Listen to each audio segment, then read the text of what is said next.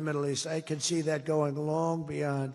There'll never be anything like this in terms of, I know you all have wonderful boards, but this is going to blow it away. It's going to blow them all away, and it's going to do some really good. So in the coming months, the Crown Prince and I are going to ensure that the ceasefire and everything else that's going on that's so positive in the Middle East, hard to believe. I mean, I've grown up, peace in the Middle East. I used to have peace, peace, peace in the Middle East, but never happened. We have peace in the Middle East. It's an amazing thing. Nobody thought, 3,000 years they talked. Nobody thought it would happen. In just 9 months, our administration has achieved more than most other administrations achieve in 8 years. And we're leading again in just every country. We want to win. We want to win for you. We want to win for ourselves. We want to help our allies. We want to change our enemies. We want to change our enemies. I'm being nice when I say it that way, but we want to change them. And if they don't change, we're going to be nasty. But hopefully we're not going to have to be nasty. But we want the world to prosper. We want the world to be safe. Our alliances are flourishing like they haven't before. And, you know, they're respecting America again. They didn't respect us. We were like a bunch of stupid people.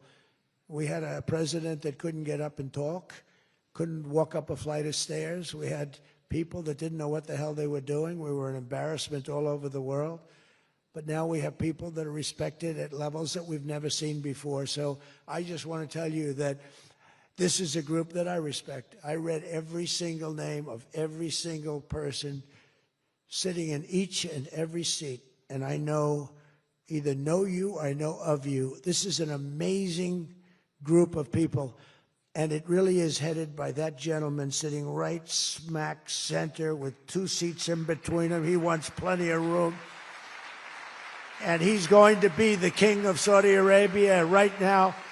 He's the most distinguished gentleman. He's my friend. And thank you very much for what you've done for us, and we will always be with you. Thank you, Mohammed. I appreciate it. Thank you, everybody. Thank you very much. Well, thank you very much. And it's great to be here today at the U.S.-Saudi Investment Forum. Great group of people. The biggest, you got the biggest in the room.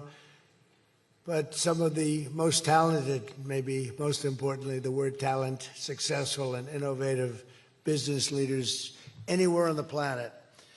Whether you have come from near or far, we're delighted to have you invest right here in the hottest country anywhere in the world. Every leader is saying the United States, we're the hottest country in the world. We're going to keep it that way, too. But this has been, according to those that seem to say it, and I will say it, I would never say a thing like that because I want to be very modest. I always want to be modest as I can. They say this has been the best 9 months that any president has ever had. I'd say that's pretty good, right? But we've had a great 9 months. Now we have to do it more than a few more times. We just have to keep it going. We'll keep it going. I want to thank my friend, a great gentleman, Crown Prince Mohammed of Saudi Arabia, for his bold leadership and deep commitment to the ties between our two countries. Thank you. Thank you. Great gentleman. Yesterday, we had a phenomenal visit at the White House celebrating the 80-year bond between the United States and Saudi Arabia. We ended with an unbelievable show last night in a room that was far too small, but the next time you're here, you'll have a much bigger room. It's going to be much bigger. I made more enemies last night by we had 119 people. That was a record for the room. So they've wanted for 150 years. They've been clamoring for a ballroom at the White House, and we're giving them one. We're giving them 1+, and it'll be something. But you'll be here. You'll be among the first, if not the first, if you'd like. You know, we'll work it out. But you had a lot of people that wanted to be there. They really would have witnessed something that was really incredible. The entertainment last night was incredible, including our great opera singer, but including the military. The talent and the military musically is also incredible. So it was great to be with you last night. I think it was something to behold. We officially designated the kingdom yesterday as the major non-NATO ally. That's a big deal. It's actually a very big deal.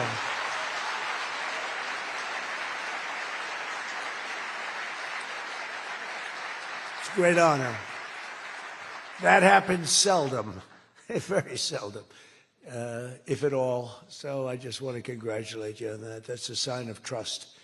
We signed a historic strategic defense agreement yesterday also, and that's something that is likewise very rare, and it's a very honored company that you're in.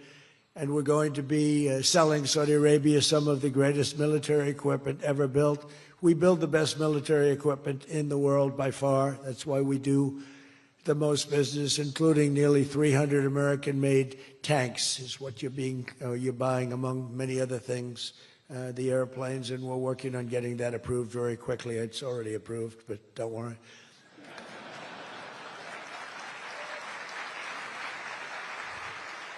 We have to go through a process. The process will take, Elon knows, the process will take about, would you say 24 hours? I think so. You're in good shape, very good shape. The partnership between our two nations is among the most consequential in the entire world, and together the Crown Prince and I are making an alliance stronger and more powerful than it's ever been before. We've had good relationships and frankly not good. You didn't have a good relationship with Barack Hussein Obama. You didn't have a good relationship with Sleepy Joe Biden. But you had a great relationship with me, and now it's as good as it was, probably even better if you think about it, because we took the dark cloud away from your country. It was called Iran and its nuclear capability, and we obliterated that very quickly and strongly and powerfully. But that was a real cloud over the whole Middle East, and now they want to make a deal. They want to make a deal. They want to see if they can work out a deal with us, and we'll be doing that probably. But that was a terrible cloud that you had to live with for a long time. 22 years they were thinking about doing that, the B-2s. That was even before the B-2s. Those B-2s, what machines they were, they flew in, they were undetectable, and they dropped their payload, and every single bomb hit its exact mark, which was a shaft going deep into the mountain. And every single one of them hit, and it was total obliteration. And then I was criticized by some of the fake news for saying the word obliteration was too strong, perhaps. They had no idea. Nobody saw it. 3 days later, when the Atomic Energy Commission went, they said it was total obliteration, beyond obliteration, they said. But they want to make a deal. We'll see what happens. This week, our countries also signed groundbreaking agreements on civil nuclear energy, critical minerals, and artificial intelligence. And I want to congratulate a lot of the great American leaders, business leaders that are in the room. And you'll do a great job for Saudi Arabia and for a lot of other people in the room that are buying your product, taking your product, and using your product. All of that is in addition to the $600 billion investment in the United States that Saudi Arabia announced during my unforgettable visit there last spring. Well, I said, could you try and get that up to $1 trillion? And yesterday, the Crown Prince announced that the number that they'll be investing in the United States is $1 trillion. So that's really an honor.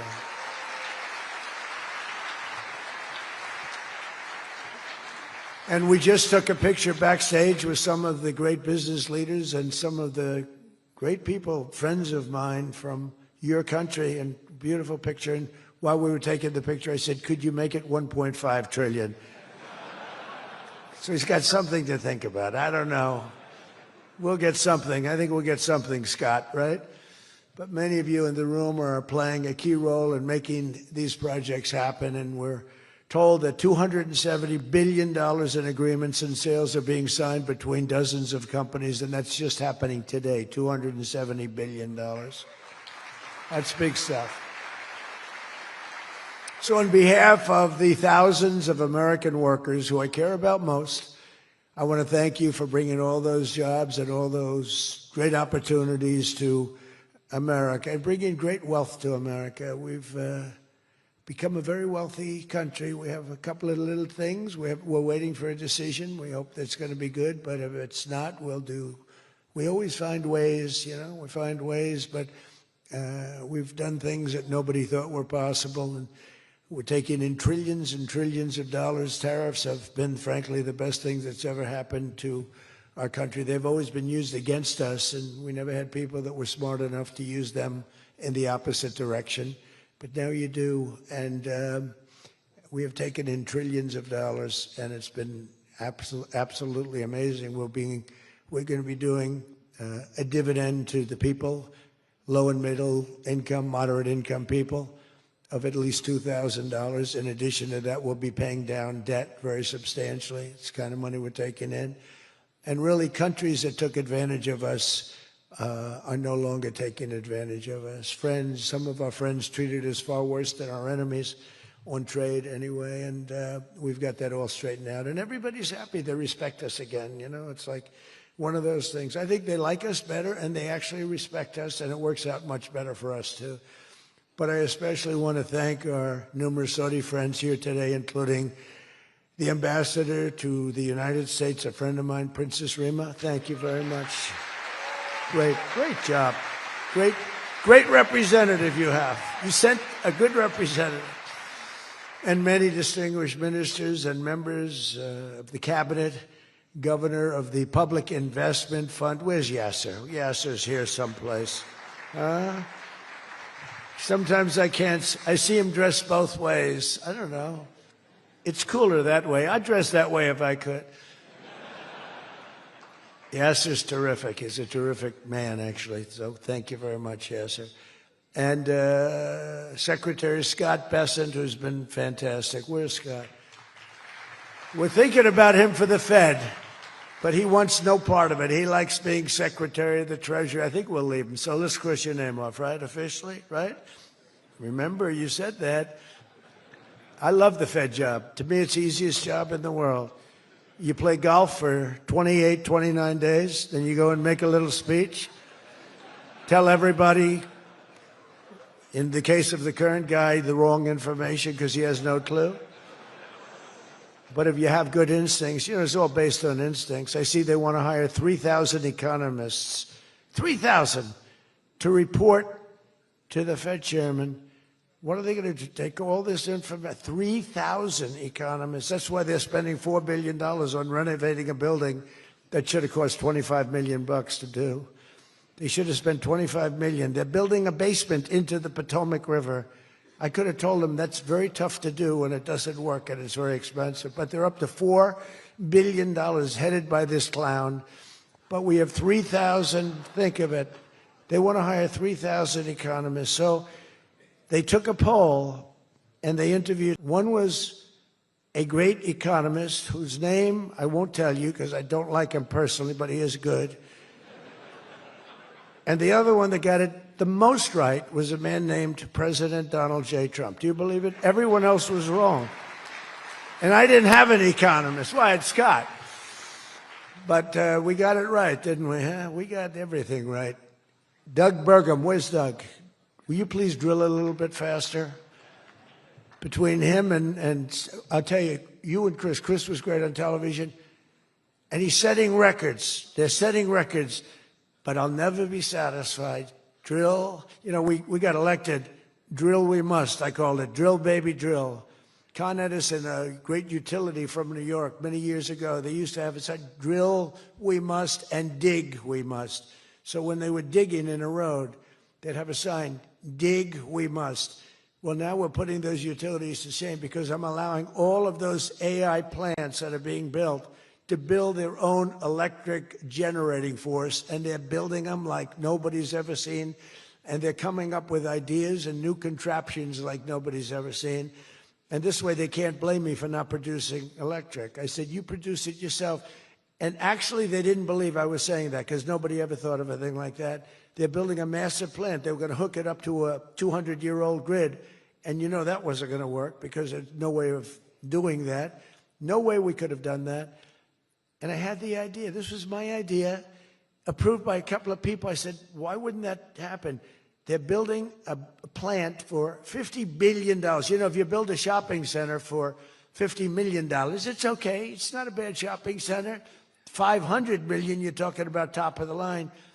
$50 billion. So when it was first explained they're spending $50 billion, I said, no, you mean $50 million. No, sir, we mean $50 billion. And then I saw some of them that were the size of Manhattan. I said, they did mean 50 billion. And I said, well, what you're going to do is with that, how would you like to build your own electric generating plant? And they looked at me like I was crazy, because something like that, they really didn't understand it. The smart guys, they didn't understand it. They said to me at the next meeting, sir, the biggest problem we have will be electricity. I said, you don't understand.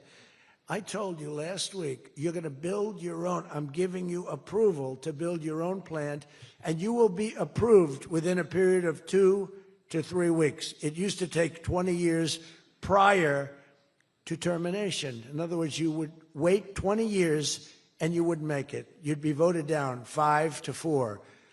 I said, we're getting you approved in a 2-week, 3-week period. In fact, Lee Zeldin, one of the superstars of this administration, I said, Lee, if it's oil and gas, get them approved in 2 weeks. If it's nuclear, add another week. Because some are going nuclear, and they're doing, be careful. They better be careful. But they are going to be careful. They're the greatest people in the world. So now they come back and they actually believed it. And now they're being approved rapidly. And we have things being built, the likes of which nobody's ever seen. We're leading China by a lot in AI. And we're also bringing auto plants in from Canada and from Mexico. They took them, and they're all coming back. They're all coming back because of tariffs. If we didn't have tariffs, I mean, they like the fact that we won the election by a landslide on November 5th. That helped. But they're all coming back, and they're coming back from Germany and Japan. Toyota just announced, as you know, $10 billion worth of new plants. They just announced it last week I went to various countries, and Japan was one of them. And Toyota's coming in with a $10 billion investment in 4 or 5 plants. Now, we're going to be more advanced than we were. So we led the car industry like 100% 50 years ago.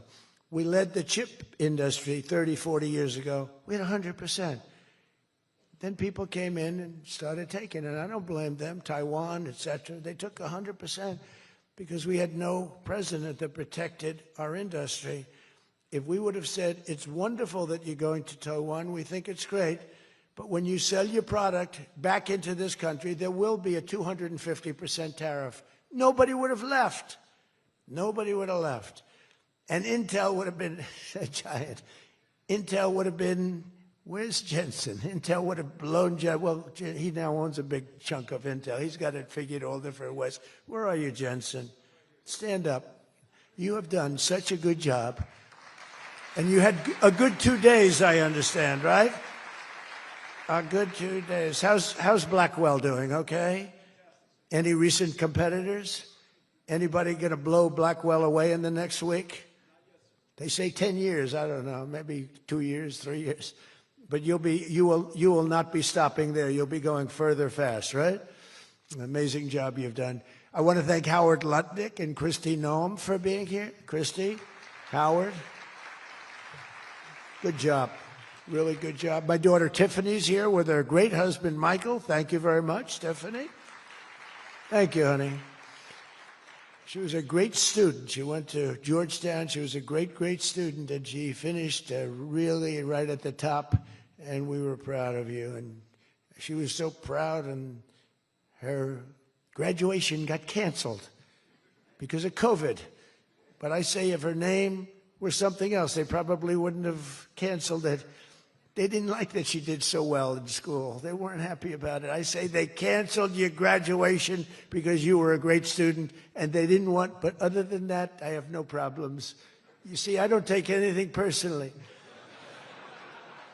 Anyway, great job.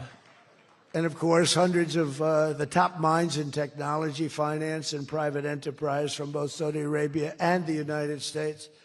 But my message to all of the leaders and investors with us today, and they are the best in the world, is very simple. Under the Trump administration, America is back and America is open for business. And America is actually stronger than it's ever been before, ever. We rebuilt the military in my first term.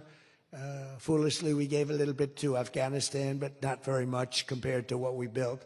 But now we're building it at levels that we've never done before. And in addition to that, we're sending a lot out to our allies, and we're making it possible for them to get it. I want those companies to build more plants, to build it faster. We want them to build it faster. The biggest problem we have is we have a backlog because it's so good. Every country wants our missiles, our jets. They want everything we have, and we got to go faster.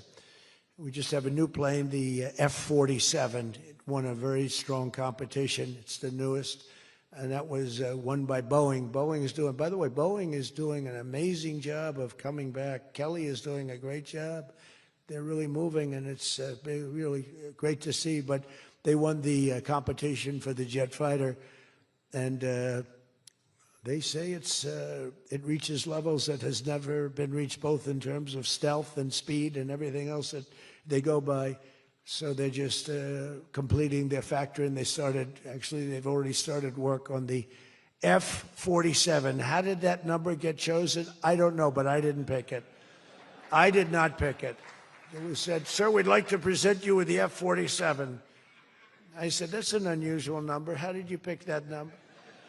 After 4 years of economic nightmares under the previous regime, Sleepy Joe Biden, he's a sleepy guy, wasn't he? Think he would have been here today? I don't think so. Americans have rejected the failed, and they were really failed, far left models that you were looking at of high taxes and massive spending, soaring costs, crushing regulations, and trillions of dollars in green new scams. Everything was a new scam, green, green, green. Look, I'm all for the environmental, everything. I'm all for climate change. You know, they have a new word, climate change. It used to be global warming. It's global warming. Well, that didn't work. It started coming down. They did the global cooling thing. Then they just said, we can't keep up with this. It's too much.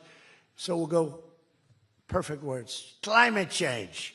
They're covered. If it rains, if it snows, if it's warm, it's climate change is destroying the world. Remember? The world was supposed to have been gone 2 years ago. They gave us 12 years, Howard, to live, right? 12 years. But that was 14 years ago. The world was going to burn up, but it got actually much cooler. They know these people. It's a little conspiracy out there. We have to investigate them immediately.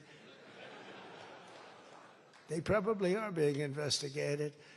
Their policies punished success, rewarded failure, and produced disaster, including the worst inflation in our country's history. We had the worst inflation in history, and now we have a beautiful normal inflation. It's going to come down over the next few months a little bit more, but we have a nice normal inflation. We had the highest inflation in the history of our country. 9 months ago, our country was dead. But now America is the hottest country anywhere in the world. We're the hottest country. I don't care what country you're with. America is the hottest country considered. And we did this in a period of 9 months. We're a little longer than that, but it took me about 2 weeks to get started. We're rewarding those who build and create, invent, and invest in the USA. And you know, our tax, our big, I call it the great big beautiful bill. It's the biggest bill ever passed in the history of Congress. And Scott and I and all of us, we sat down and we said, let's do it, along with the Speaker and John Thune and everybody, said, let's do it all in one bill. And a lot of people were they said, you'll never get it approved. And we didn't have a huge majority. We had a huge presidential win. We won everything. We won all 7 swing states. We won the popular vote by millions. We won everything. But the one thing, we won one, it's called districts. The country has districts, and we won in terms of districts 2,750 to 550. And that's why when you see the map of the election, it's the whole country, it's all red, and it's pretty amazing. 2 little blue streaks on the right and on the left, and they're very little and getting smaller. But it's been pretty amazing. But in 4 long years, Joe Biden secured less than $1 trillion. In 9 short months, I've secured $18 trillion to rebuild our factories, create hundreds of thousands of jobs, and bring back those beautiful words, made in America. So think of that. He did less than $1 trillion in 4 years, and in 9 months, we've done more than $18 trillion, okay? That's called success. And we think that by the end of the first year, it'll be over $20 trillion. So, and thank you very much. You helped with that little boost you gave us, that little increase. We appreciate it so much. We appreciate you. So it's just one example. Under the deals being signed this week, workers at GE Aerospace, I think he's here. Where is he? Stand up. What a job you've done with your new engines. And where are you? You're there. It's not a very good location for you. I thought you have been amazing. Great new engine that's supposed to be more efficient, more powerful, and less costly. That's not a bad combination. But GE Aerospace will soon be delivering dozens of new airplane engines for 787 Dreamliners in Saudi Arabia's commercial fleet. Big order. It was a big order just secured. Every new job and every new factory created by these announcements builds up our middle class and really strengthens the industrial backbone of America. And, you know, I view it differently. I used to view it as it's great, great, great. The stock goes up. I view it, everything as jobs now because I don't care. I care about jobs. And we have more jobs. It was just announced. We have more jobs right now than we've ever had in the history of our country. Those are big numbers. You know, it's like crazy. It's just a great stat. More jobs today than we've ever had in the history of our country. And we're going to be producing a lot more are coming. In my first term, we built the greatest economy in the history of the world, and now we're do it again. But this is really bigger and better and stronger. The first term, we had what was considered the best economy that any president has ever had. That's nice. And we got hit with COVID, remember? And we did a great job with COVID, but that was a horrible thing for the whole world. The whole world suffered. Your country suffered. Everybody suffered. And despite that, we had the greatest economy. And before that, forget it. We blew it off the charts. I'll never forget, I met with pollsters the day before I got the news about COVID, but I met with two pollsters because we were starting to think about the next election. They said, sir, if George Washington and Abraham Lincoln came back from the dead and they aligned and they went for the president, vice president as a combination, you'd be beating them by 25 points. And then the next day I was told that something strange is happening. There's a lot of death being reported in a certain country. I won't tell you which one because that country is well represented here. But you know which one.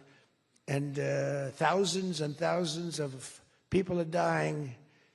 And I said, that's strange. What would that be? And it turned out to be a disaster for the world. There's, you know, nothing has been seen like that since 1917.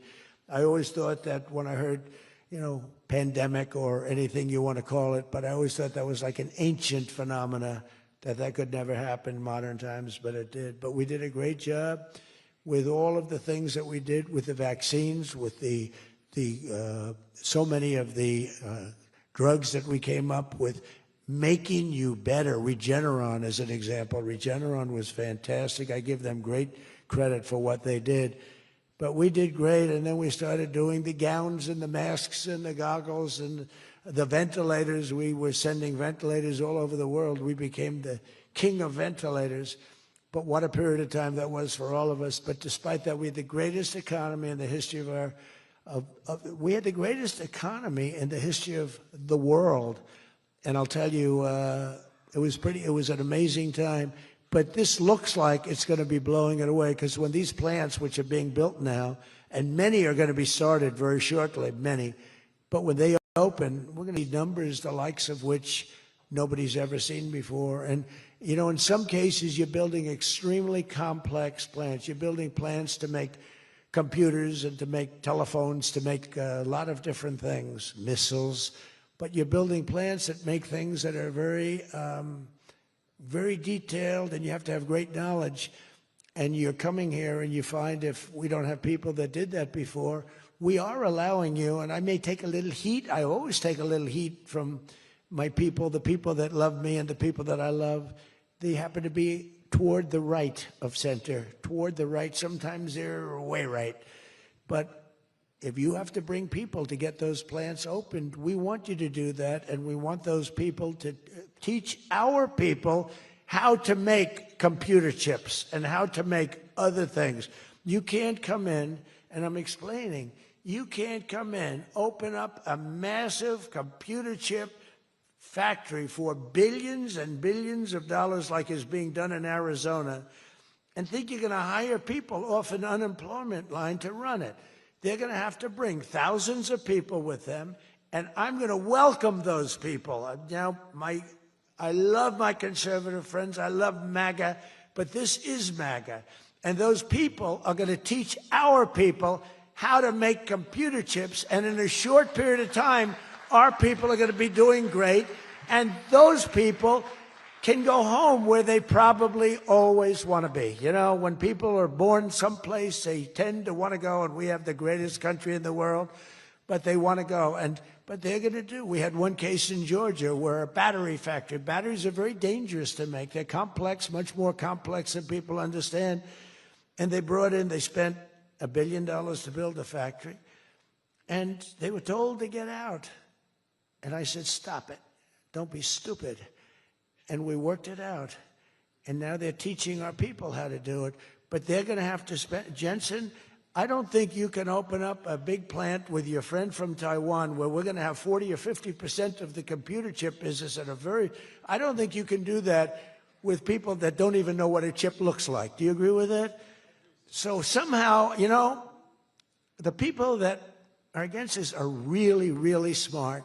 They're unbelievable patriots, but they just don't understand. Our people have to be taught. This is something they've never done. And we're not going to be successful if we don't allow people that invest billions of dollars in plant and equipment to bring a lot of their people from their country to get that plant open, operating, and working. I'm sorry. So my poll numbers just went down, but with smart people, they've gone way up. They've gone way up. And I mean that. So for those of you that are doing the plants, you're going to have all the help you need, and you're going to do a great job. And you're going to teach our people how to do it, and our people are going to be just as good as your people ever were in not such a long period of time. Since the election, the stock market has set, and this is a little more than 9 months, 46 all-time record highs. And the growth is now amazing, and it's lifting up the Americans and American economy like nobody's ever seen before. It's the biggest. There's never been a period of time like this. Wages for hourly workers are rising at the fastest pace in 60 years, and real wages for construction workers are up $2,200 a year, and that's good, and that's spending. They're going to spend. They're going to buy many of the things that you're making. In 9 months, we've lifted over 600,000 Americans off food stamps, and that's happening rapidly. You know, when we had the problem 2 weeks ago on the SNAP, and they talked about all of this, the numbers. So when I left, which was a rigged election, by the way, but that's okay. You know, they used to go crazy. I'd say rigged election. Oh, nobody complains anymore because now they realize it was, and it's been proven, and it continues to be proven. But when I left, the number was $7 billion. Now it's $47 billion. That's Biden. So if you think about it, if Kamala, who's the same basic thing, grossly incompetent, he was incompetent, they're all incompetent because their policies are incompetent. Open borders, men playing in women's sports, transgender for everybody. I mean, they got the worst policy. I don't talk about it too much because if I talk about it, they might change. So, no, I don't talk about it. I tell people, don't talk about it. Wait till 2 weeks before the election and hit the hell out of them.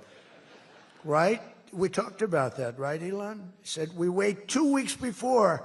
It's almost like you're in a war. Don't shoot yet. Don't shoot. Hold your fire. The enemy's rushing. Hold your fire. Don't shoot. Okay, now you can go. 2 weeks before. But I watched a guy the other day, a congressman, fighting for men playing in women's sports. And the new weightlifting record for a certain weight was just set. The man was 119 pounds higher than a woman champion who was a phenomenal champion. Beat her by 119, and he was an average lifter prior to transitioning. A lot of the Saudis are sitting here saying, what the hell is he talking about transition? They don't do, Yasser, they don't do a lot of transitioning. They're sitting here, the Saudis are saying, what is he talking about? They're saying, what do you mean women are playing against men? No, that doesn't happen, does it? Yeah, it does. These people are crazy. 1.9 million more American-born workers are employed today. Think of that, than when I took office. So we picked up almost 2 million workers, and more Americans are now working, as I said, than at any time in the history of our country. Under Biden, 1 out of every 4 new jobs went to increase the size of the federal government. So in other words, 1 out of 4 was a federal worker. Well, I love our federal workers, but that's not the way you can build a country. It's a short road to a disaster. Under my administration, 100%, think of that, of all new jobs created came out of the private sector. In fact, the federal government, we cut thousands and hundreds of thousands of jobs out of the federal government. Now, if I wanted to do something for purely political reasons, I'd say, Susie, let's hire a couple of million federal workers. And you know what happened? Unemployment is unbelievable. We don't do that. They did that. They used to hire workers in order to fudge up the numbers. The federal workers. By the way, Susie Wiles, most powerful woman anywhere in the world by the biggest, most important magazine. Susie Wiles, she had her father, Pat Summerall, the great announcer, football. He was a great football player, became an even greater, the voice of the NFL, and he was supposed to be a tough cookie, and I believe it 100%. Most powerful woman in the world. She can take out a country, take out a country with one phone call. That's power. I don't know if I could do that, but she could. Thank you, Susie. Do you feel good about the job you're doing? Huh? She's never going to be satisfied. She's doing a great job. We're also making incredible strides to make America affordable again. That's a new word that they're using. Affordability, they talk. They had the worst inflation in history. They had the highest prices in history. The country was going to hell. The only thing that we're going up in is our stock market, okay? The only price that we really have, I mean, we're bringing prices down, but they came up with a new word, affordability. And they look at we are all about affordability, and everyone assumes that that meant that, no, their prices were high. If you look at the numbers, since I took office, core inflation is now below 2.7%. It was at numbers that nobody had ever seen before with them. Walmart just announced that the cost of their standard Thanksgiving meal is reduced by 25% this year from last year.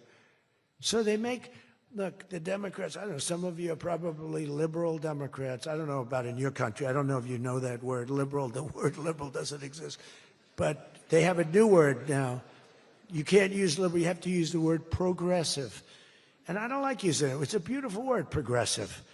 Progressive, that's not them. They're regressive. No, they're regressive. Think of it. So if I don't get in, we have $20 trillion. Let's say she gets in. Instead of $20 trillion, you'd lose $10 trillion, and your welfare and other benefits would go up by 30%. Look at SNAP. Look at what happened there. From 7 million to 47. From 7 billion to 47 billion. It would be that. So we would lose business. Countries and companies and people would flee our country. They would flee, and all of the other things would go up.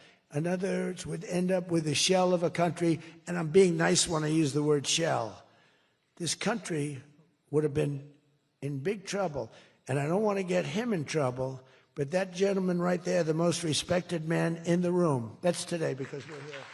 Most respected man, I have to say that. Don't worry, when I'm with other countries and the leaders sitting there, I say the same about them. Don't worry. Don't get carried away. No, the most respected, one of the great leaders, he told me when I was in his country, he said, and I use it all the time. Sometimes I refer to him because I have great respect for him. I figure it sells better. But he said exactly these words. He said, it's amazing what you've done. 1 year ago, your country was dead, and now you've got the hottest country in the world. You were the first one that said that. And I've used your name hundreds of times. I use your name, I say, that king of Saudi Arabia said. But anyway, but it's true. We were a country that was in really bad trouble. We were a country that would have been dead, I believe, within a year or 2 years after the election. We were headed in a very bad direction. And now we're headed in the best direction, I think, that we've ever been headed. According to the USDA, Turkey is down, think of that, 33%. And I'm not talking about the country of Turkey. He's doing fine. Erdogan is doing good. Just want to, I don't want him calling me. I'm not down 33%. He's a friend of ours. We got to take care of our friends. Since March, egg prices are down 86%. Think of 86%. Many other prices are down in a similar number. When I first came into office, my first 3 days, I had a news conference, and they started screaming at me. Those people, that's a lot of people back there. Look at all the fake news. They started screaming at me, eggs, eggs. I didn't know anything about it. I said, what's going on with eggs? They're up quadruple. I said, I've only been here for 3 days. And we'll work on it. And we got them down very substantially. They said, don't buy eggs for Easter. At the White House, we have an Easter egg hunt. We buy thousands of eggs. People come from all over, thousands. They asked me, sir, would it be possible this year to buy plastic eggs? I said, I'm not buying plastic eggs. The kids are going to pick up an egg. They're going to, what the hell kind of an egg is this? And we bought maximum number of regular eggs, and we got the prices. Brooke Rollins did a great job, Department of Agriculture. She did a fantastic job. And eggs are way down now. Mortgage rates are down despite the Fed.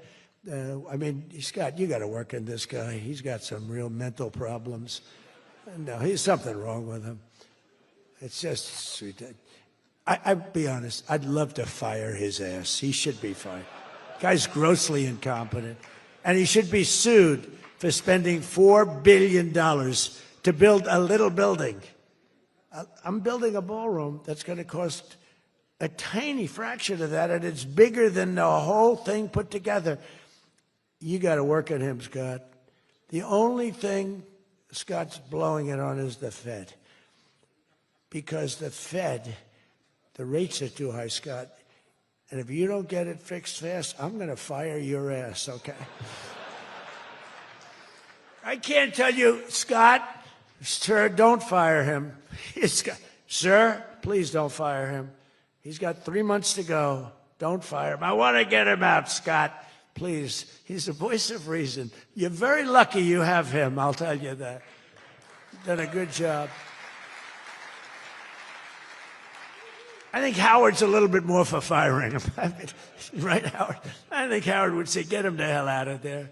Anyway, well, congressional Democrats wanted the largest tax hike in history. They wanted to raise your taxes by 42% of you, 44%.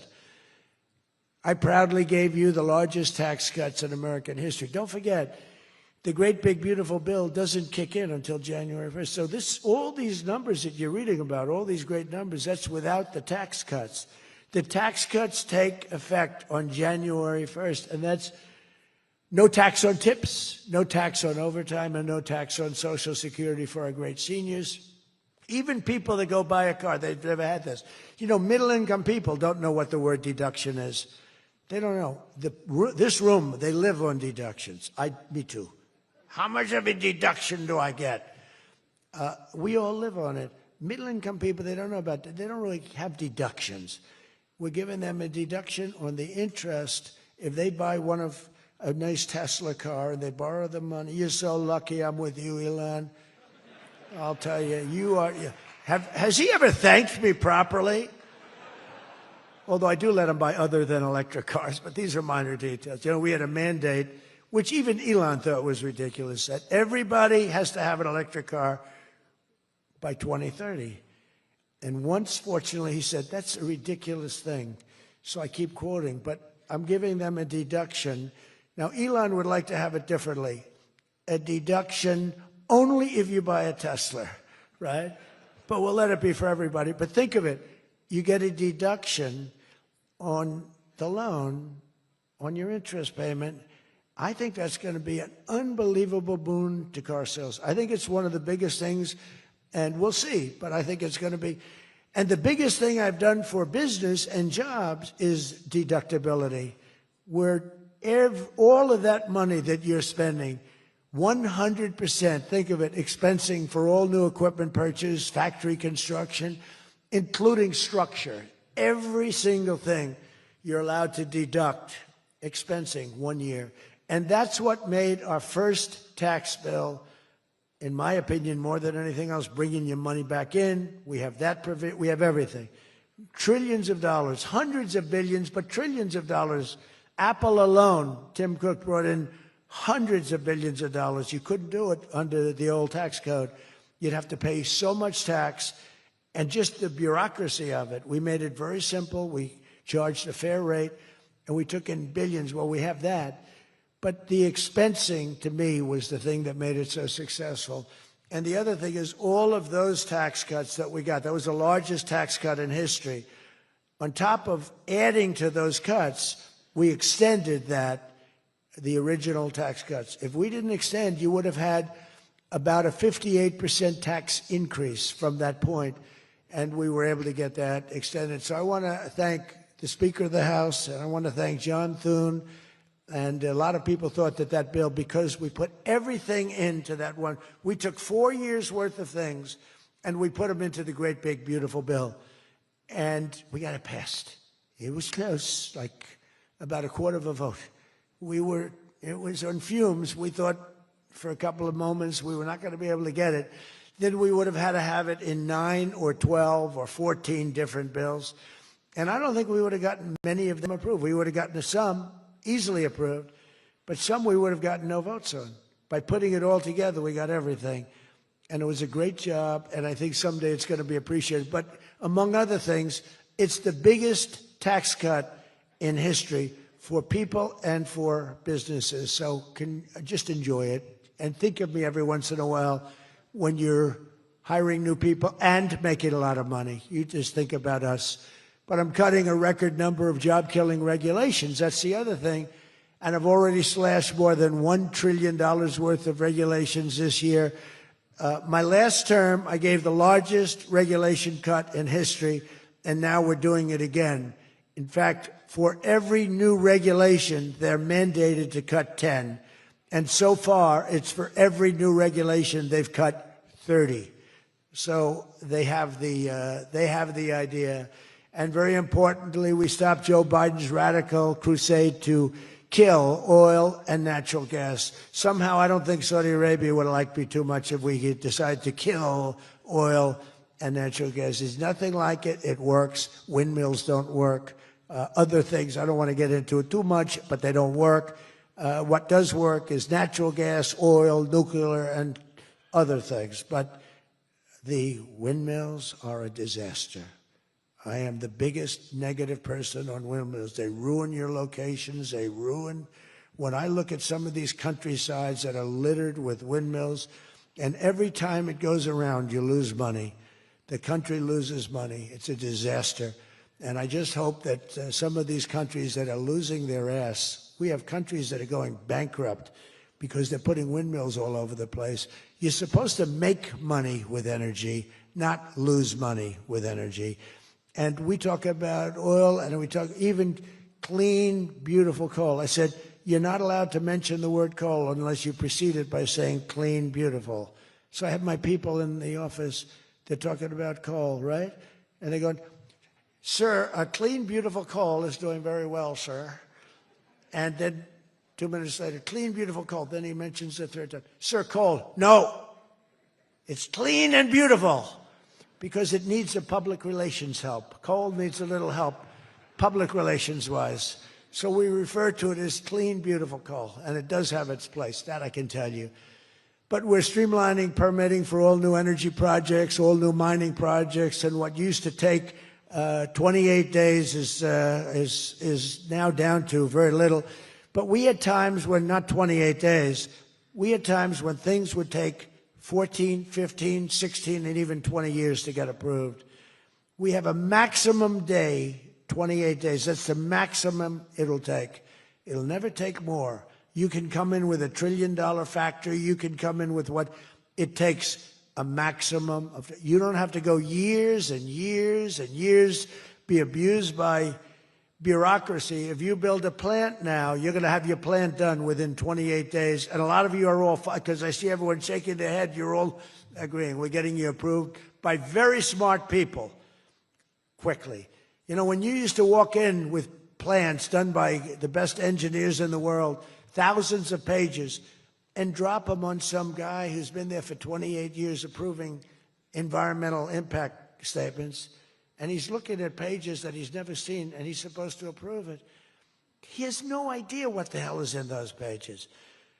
So we know what we're doing. We're going to get maximum is 28 days. That's why we have so much under construction, and people can't believe it. They can't believe it. And again, remember what I said, most important thing, you're building your own electric plant. You're really becoming a utility in addition to doing what you're doing. But you're building all of the excess, all of that energy, all of that electricity